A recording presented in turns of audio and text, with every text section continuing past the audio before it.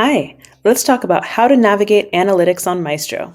Click Analytics on the left-hand side of the screen, and from there, you'll see things like concurrence, what your timeline looks like, all of your viewership data at a high level, and when you scroll down, it gets more and more granular. You'll be able to see things like session duration, what types of tech your users are using, the demographics information, a channel overview, panel breakdown, tons of helpful information to help you figure out what's working well for your audience.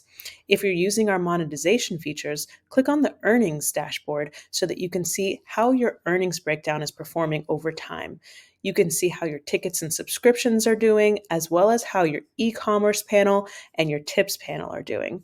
Additionally, visit our videos dashboard to see a breakdown of how your videos are performing. Visit support.maestro.io for more tips.